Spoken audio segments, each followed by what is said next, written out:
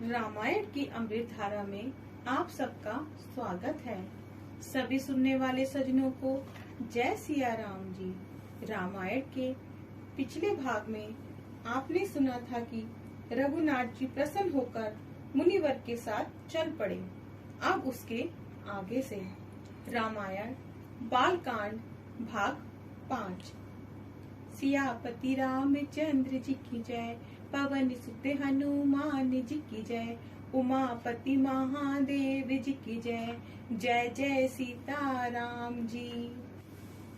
मार्ग में एक आश्रम पड़ा। वहाँ पशु पक्षी कोई जीव जंतु नहीं थे। प्रभु ने एक शिला देखकर मुनि से पूछा।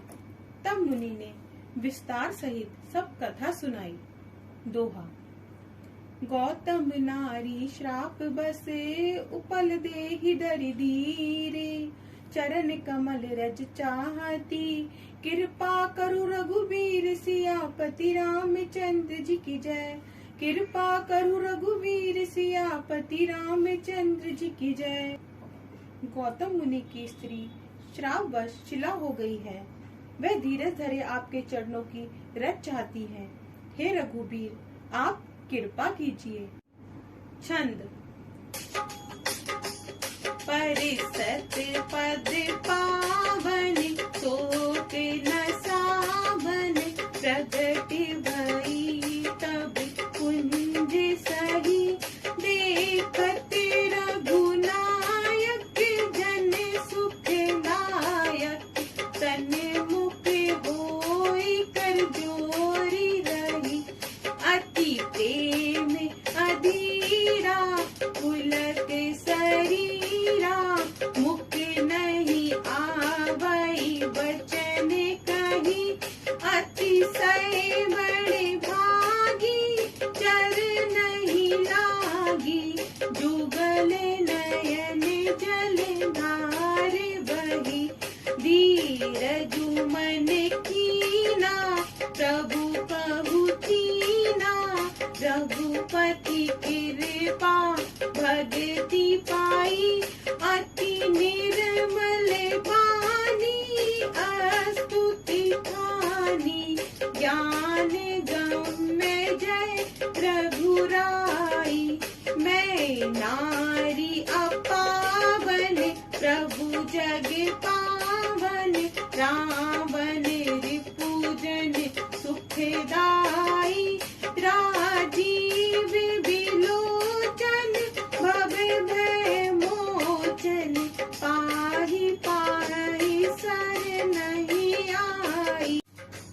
मुनि श्राप जो दीना, अति बल कीना, परम अनुग्रह मैं माना, देखऊ भरी लोचन, हरि भव मोचन, इहि लाभ शंकर जाना, विनती प्रभु मोरी, मैं मति भोरी, नाथ न मांगयु बरियाना, पद कमल परागा, रस अनुरागा, मम मन मधुप करे पाना, जेहि पद सुर सरिता, परम पुनीता, प्रगट भई शिव शीस धरि,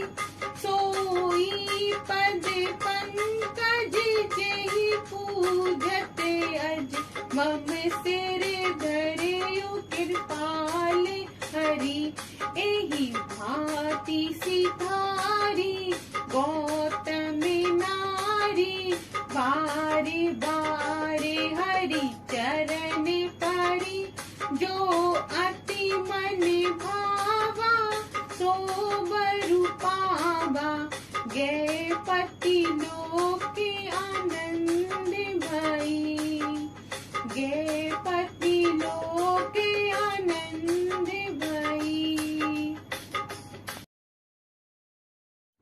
अब इस छंद का अर्थ हिंदी में समझिए। श्री रामचंद्र जी के पवित्र और सुखारी चरणों का स्पर्श होते ही तपोमूर्ति अहिल्या सचमुच प्रकट हो गई। भक्तों को सुख देने वाले रामचंद्र जी को देखते ही उनके सामने हाथ जोड़कर खड़ी हो अत्यंत प्रेम से अधीर हो रोमांचित हो गई। मुंह से बोल नहीं आया। तब अत्यंत बड़भागी अहिल्या प्रभु के चरणों में पड़ गई। दोनों नेत्रों से अश्रुधारा बहने लगी। धीरज धरकर उसने प्रभु को पहचाना तथा रघुनाथ जी की कृपा से भक्ति पाई। तब बहुत ही निर्मल वाणी से स्तुति करने लगी। हे श्री राम जी, आपकी जय हो। मैं अपवित्र स्त्री हूँ और आप जगत को पवित्र करने वाले, रावण के शत्रु और अपने भक्तों को सुख देने वाले हैं।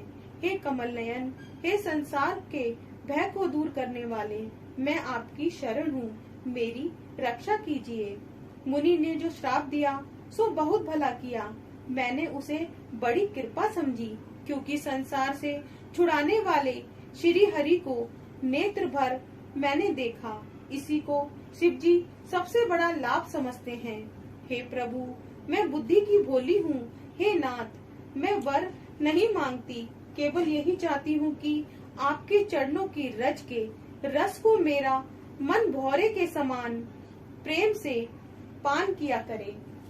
जिन चरणों से परम पवित्र गंगा जी उत्पन्न हुई, शिव जी ने अपने सिर पर धारण किया। जो चरण ब्रह्मा जी पूजते हैं, हे कृपालु, वे चरण आपने मेरे सिर पर रखे। इस भांति स्तुति करके गौतम पत्नी अहिल्या बारंबार प्रभु के चरणों में गिरकर मन वांछित वरदान पाकर आनंद से भरी हुई पति लोक को चली गई। दीन दयालु भगवान बिना कारण ही सब पर कृपा करते हैं। मुनि के साथ श्री रामचंद्र जी और लक्ष्मण जी चले। वे वहां गए जहाँ संसार को पवित्र करने वाली श्री गंगा जी थीं। विश्वामित्र जी ने सब कथा सुनाई, जिस प्रकार गंगा जी पृथ्वी पर आई। प्रभु ने ऋषियों सहित स्नान किया। अनेक प्रकार के दान ब्राह्मणों ने पाए। फिर प्रसन्न होकर वे मुनि के साथ चले और शीघ्र ही जनकपुरी के निकट पहुँचे। श्री रामचंद्र जी ने जब नगर की शोभा देखी, तब छोटे भाई सहित बहुत प्रसन्न हुए। अनेक कुएं, नदी और तालाब में अमृत के समान जल भरा है और मड़ियों की सीढ़ियां लगी हैं। सुगंधित फूलों के रस में मतवाले सुंदर भौरे गूंज रहे हैं। बहुत रंग के पक्षी मनोहर बोली बोल रहे हैं। रंग रंग के कमल खिल रहे हैं। 3 प्रकार की शीतल मंद सुगंधित वायु सदैव सुख देने वाली बह रही है। फुलवारी, बाग और वन नगर के चारों ओर शोभा दे रहे हैं। उनमें भांति भांति के पक्षी अपने घोंसले बनाकर बास कर रहे हैं। वृक्षों में फल लटक रहे हैं। सुंदर कोमल पत्ते निकल रहे हैं। नगर की शोभा का वर्णन करते नहीं बनता।